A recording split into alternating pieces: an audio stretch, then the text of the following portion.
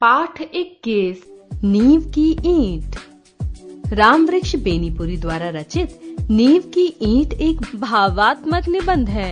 प्रतीकात्मक एवं भावात्मक शैली पर आधारित इस निबंध में सरल एवं सुबोध खड़ी बोली का प्रयोग किया गया है।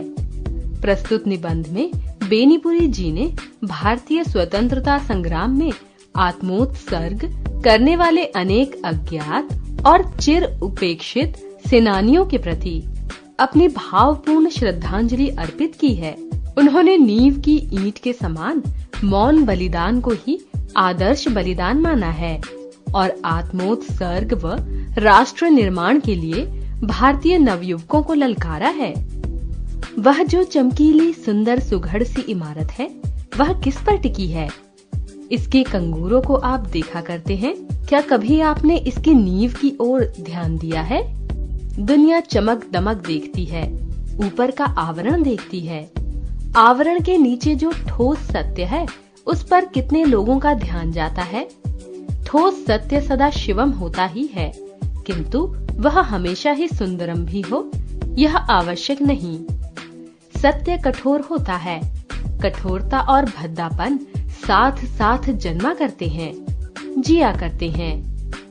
हम कठोरता से भागते हैं, भद्देपन से मुख मोड़ते हैं, इसीलिए सत्य से भी भागते हैं। नहीं तो हम इमारत के गीत नींव के गीत से प्रारंभ करते। वह ईंट धन्य है जो कट छटकर कंगूरे पर चढ़ती है और बरबर लोक लोचनों को अपनी ओर आकृष्ट करती है।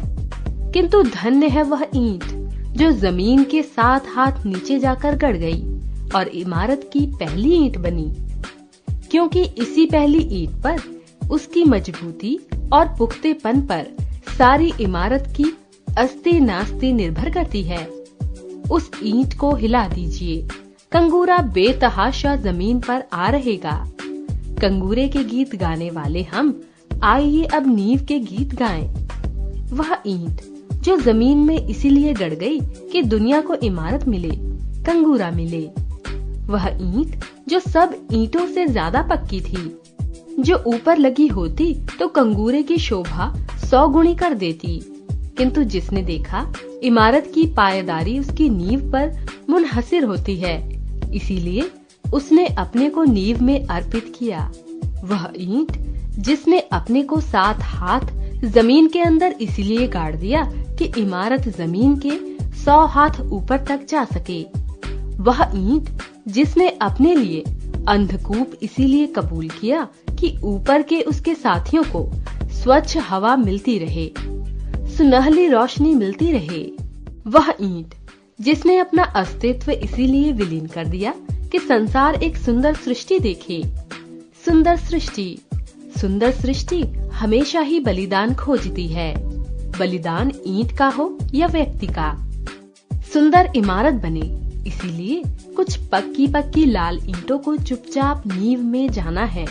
सुंदर समाज बने इसीलिए कुछ तपे तपाए लोगों को मौन मूक शहादत का लाल सेहरा पहनना है। शहादत और मौन मूक, जिस शहादत को शोहरत मिली, जिस बलिदान को प्रसिद्धि प्राप्त हुई, वह इमारत का कंगूरा है, मंदिर का कलश है।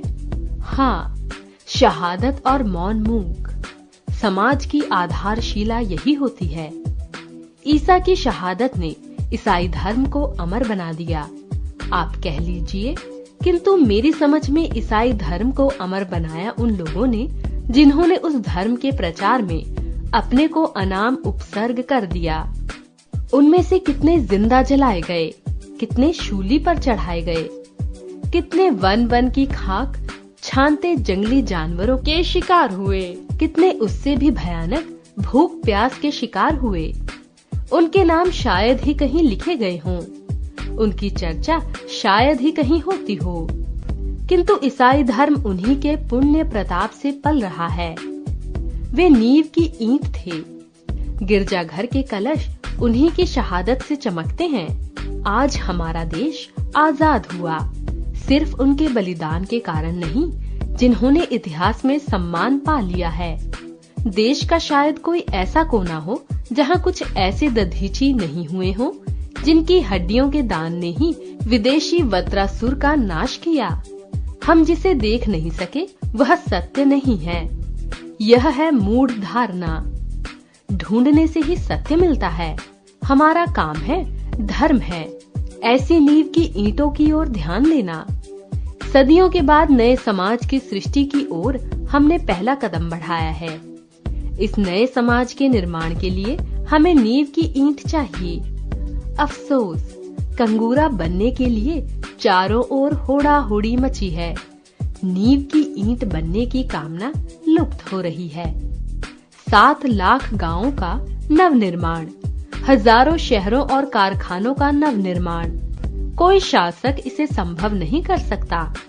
जरूरत है ऐसे नौजवानों की जो इस काम में अपने को चुपचाप खपा दें, जो एक नई प्रेरणा से अनुप्राणित हों, एक नई चेतना से अभिभूत, जो शाबाशियों से दूर हों, दलबंदियों से अलग, जिनमें कंगूरा बनने की कामना ना हो, कलश कहलाने की जिनमें वासना ना हो, सभी कामनाओं से दूर, सभी वासनाओं से दूर उदय के लिए आतुर हमारा समाज चिल्ला रहा है।